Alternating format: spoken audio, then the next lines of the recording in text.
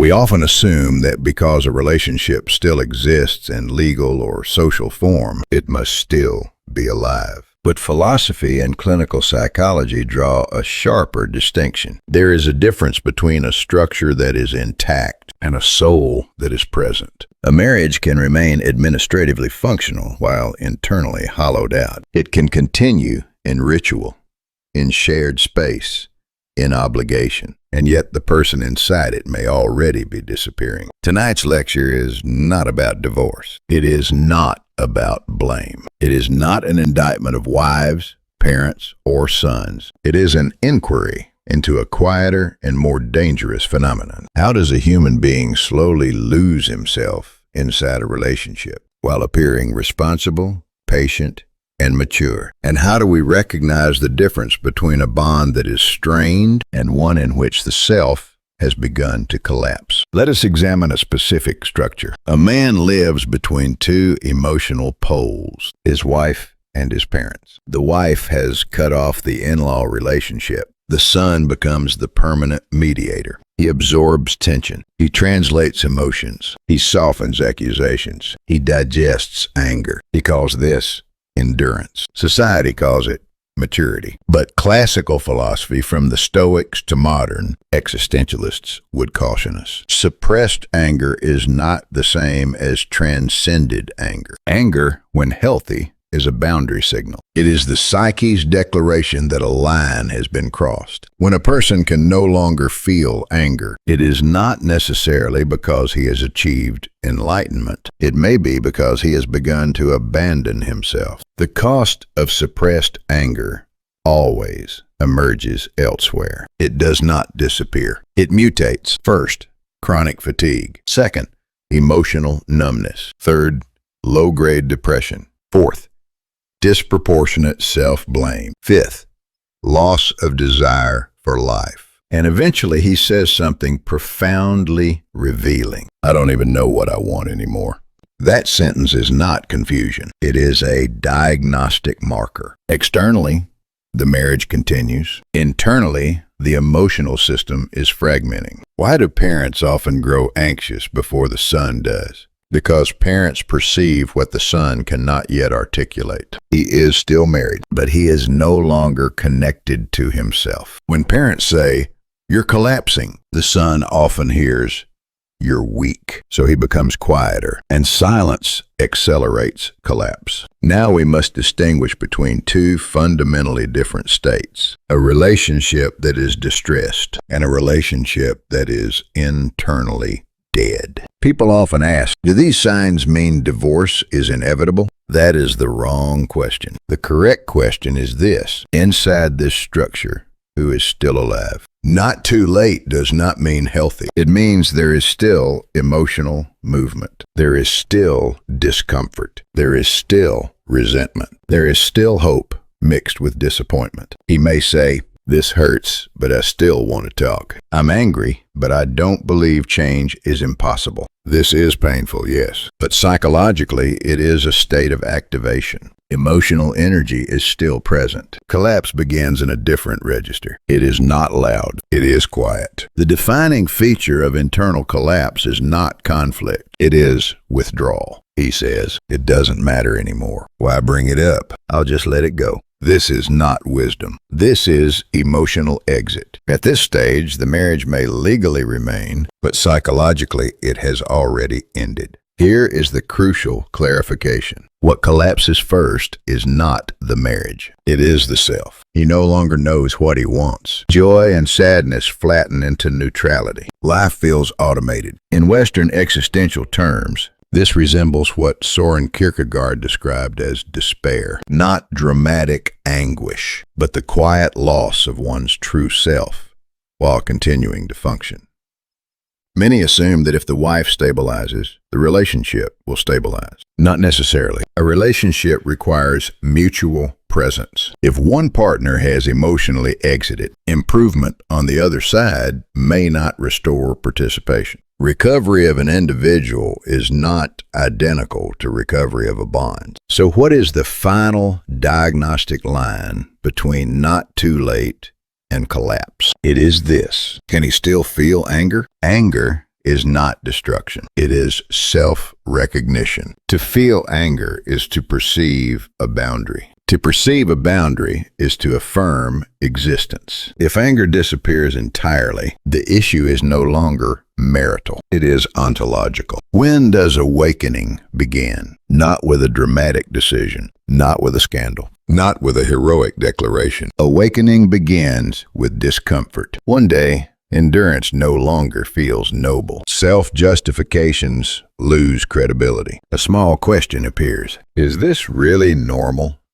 That question is seismic. It does not yet change behavior, but it interrupts automatic survival mode. From there, the first change is subtle. He stops mediating every conflict. He stops translating everyone's emotions. He stops carrying the triangle. Observers may call him code. In psychological terms, this is role exit. Next comes a different kind of anger. Not explosive, not vindictive, calm. This is not solely my responsibility. I cannot absorb this structure alone. This anger is boundary restoration. At this point, divorce, if it occurs, is not the goal. It is an outcome. The real question is not, will the marriage survive? The real question is, will the man return to himself? Philosophically speaking, liberation is not escape. It is clarity. Not demonizing the wife. Not sanctifying himself. Not depending on parents as saviors. Simply seeing the structure as it is. Paradoxically, the one who endures longest often awakens last. But the one who awakens last may awaken most deeply. If any part of this reflection resonates with your own life, that resonance itself is significant. The purpose of this lecture is not to tell you what decision to make. It is to help you recognize whether you are still alive inside your own relationships. If this exploration has been meaningful to you, I invite you to subscribe and share so that these conversations can continue. Now, let us proceed deeper into the structure. In our previous reflection, we arrived at a decisive threshold. The essential question was not whether the marriage would survive, but whether the man inside it was still alive. If anger remains, if discomfort still moves within him, if he can still say, "This cannot continue forever," then the structure, however fragile, is not yet spiritually dead. Now we move to the next and most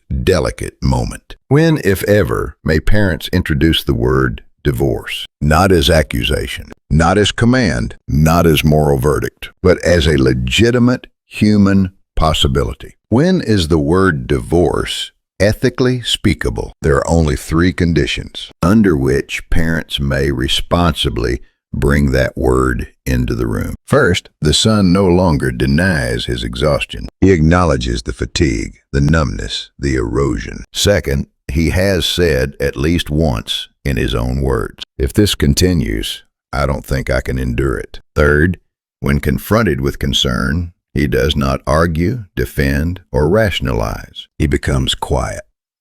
That silence is not resistance. It is interior movement. It is the moment he shifts from defending the marriage to examining his life. At this point, the parents are no longer pushing against a wall. They are speaking to a conscious adult. And once that consciousness is present, there is no virtue in endless waiting. But here is the crucial warning. The fastest way to destroy this fragile opening is to weaponize the word. Parents must never say, "You have to divorce. There's no solution. She will never change." Those statements turn divorce into a sentence handed down by authority. And the son in that instant becomes a child on trial. If divorce becomes a parental verdict, he will resist, not necessarily because he disagrees, but because autonomy has been violated. So what is the philosophically responsible way to introduce it? Not as instruction, as awareness. The most rational structure sounds like this.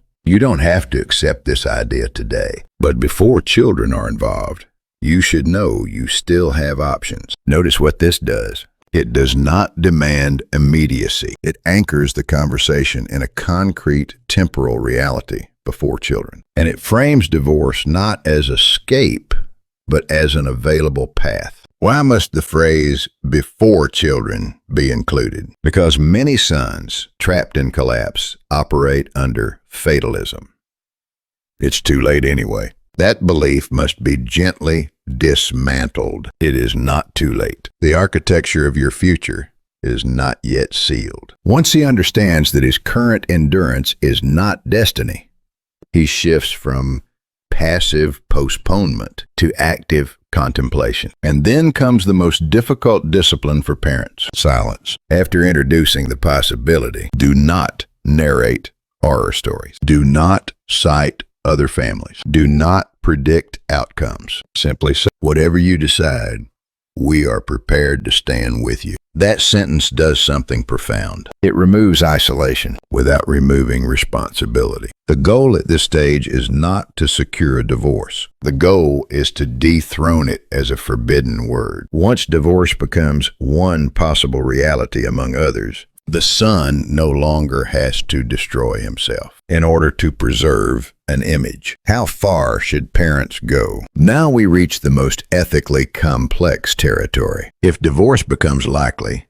what is the proper parental role? Not commander, not strategist, not avenger. Buffer. If parents push, the son may later remember, I divorced because they forced me. That memory corrodes future freedom. It breeds resentment. It undermines self-trust. So the rule is simple. Stand beside him, not in front of him. Parents may assist with information, legal referrals, financial clarification, logistical calm. They must not contact the spouse directly. They must not rush timelines. They must not escalate. Intervention must reduce chaos, not amplify it. And inevitably, the son will pass through predictable emotions: guilt, failure, self-doubt. Am I selfish? In that moment, the most stabilizing sentence is this: ending a marriage is not the same as ending your life. Or even more precisely, you did not destroy something sacred. You stopped a structure that was destroying you. Notice what this reframing accomplishes.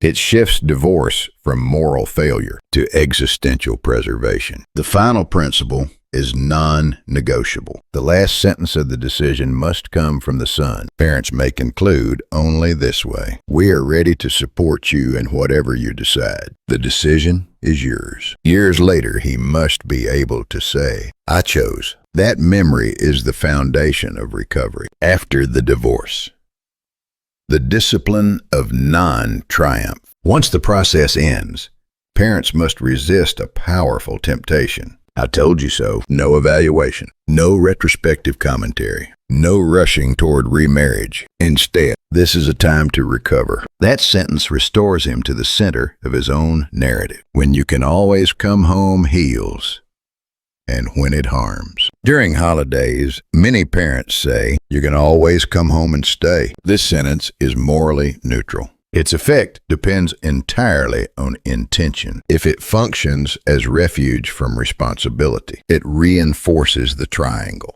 If it functions as recovery space, it restores strength. The healthy version sounds like this: there is always space here for you to rest, but not to hide. The home must be a place where the nervous system can settle, not a headquarters for avoidance. If the son comes home, do not interrogate. Do not analyze. Do not strategize. Let it be restoration, not rehearsal. A sudden reversal crisis and the illusion of reconciliation. Now we approach the next chapter of this series. Consider a different scene. A daughter-in-law who had maintained near total estrangement, blocking contact, refusing visits, denying relational existence, suddenly faces a severe illness, surgery, or confrontation with mortality. After years of silence, she announces she wishes to visit her in-laws. On the surface, this appears like repentance, reconciliation, transformation. But psychologically,